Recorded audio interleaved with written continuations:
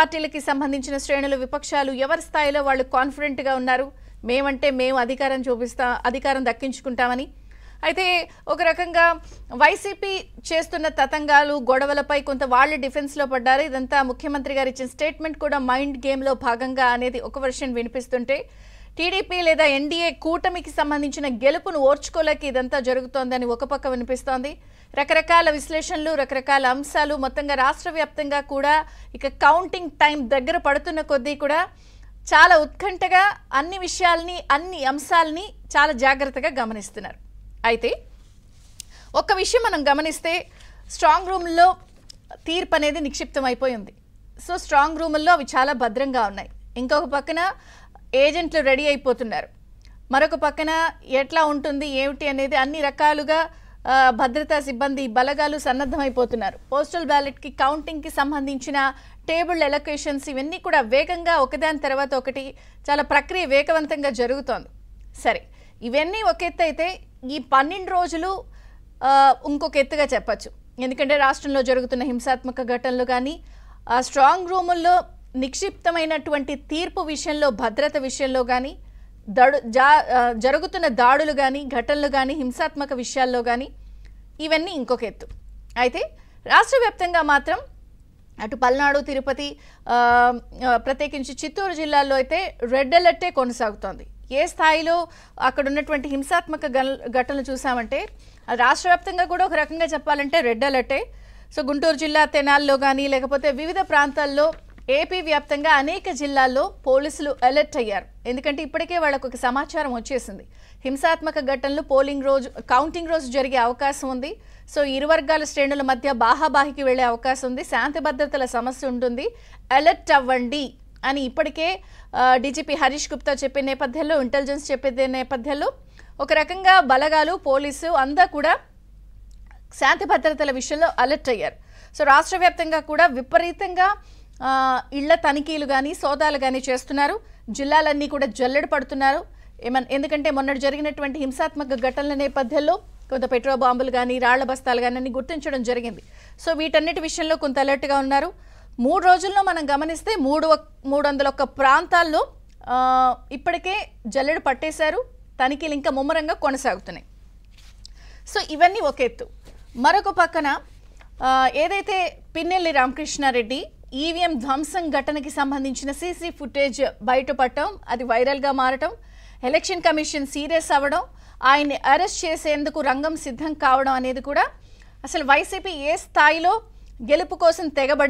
తెగబడుతోంది ఇంకా ఈ ఘటనలన్నీ చూసిన అంశంపై అందరూ ముక్కును వేలేసుకుంటున్నారు అంటే ఒక పక్కన పెరిగిన ఓటింగ్ శాతం ఒక అంశం ఇప్పుడిప్పుడు ఈ ఘటనలన్నీ బయటకు రావడం హింసాత్మక ఘటనలు చెల్లారకపోవడం ముఖ్యమంత్రి గారు దేశంలో లేకపోవడం కనీసం సమయంలో పాటించండి అని ఒక స్టేట్మెంట్ రాకపోవడం అన్ని డాట్స్ కలిపితే ఏదో ఒక లింక్ ఉన్నట్టుగా కనిపిస్తుంది భద్రత ఒక అంశం జరుగుతున్న ఘటనలో ఒక అంశం ఇవన్నీ ఒక ఎత్తు అయితే ఇప్పుడు కళ్ళ ముందు కనిపిస్తున్న మరొక అంశం పోస్టల్ బ్యాలెట్ కౌంటింగ్ ప్రక్రియకి సంబంధించిన అసలు రచ్చ మళ్ళీ నిన్నటి నుంచి ప్రారంభమైపోయింది ఇప్పటికే పోస్టల్ బ్యాలెట్ విషయంలో ఒక రకమైన కిరికిరి జరుగుతోంది అదేంటంటే సామాన్యంగా పోస్టల్ బ్యాలెట్ పోలైన ఓట్లకి సంబంధించి అలొకేషన్ ఆఫ్ టేబుల్స్ ఏదైతే టేబుల్ కౌంటింగ్ ఏర్పాటు చేస్తారో దానికి ఒక నిష్పత్తి ఉంటుంది సో 500 పోస్టల్ బ్యాలెట్ల ఓట్లకి సంబంధించి ఒక టేబుల్ని అలాట్ చేయాలి సో అక్కడ 500 ఓట్లు పోలైతే దానికి ఒక టేబుల్ కౌంటింగ్కి ఇస్తారు కానీ ఈ పోస్టల్ బ్యాలెట్ల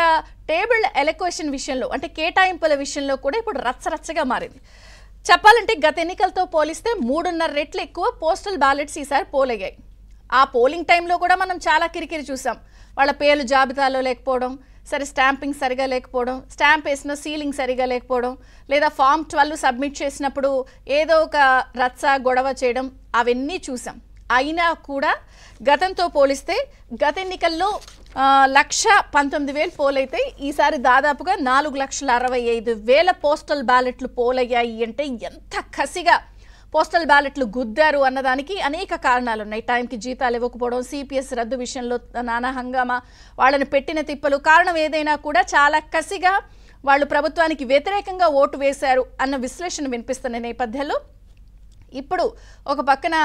పోలింగ్ టైంలోనూ జరిగింది ఇప్పుడు కౌంటింగ్ టైంకి సంబంధించిన టేబుళ్ల విషయంలో కూడా రచ్చ ప్రారంభమైపోయింది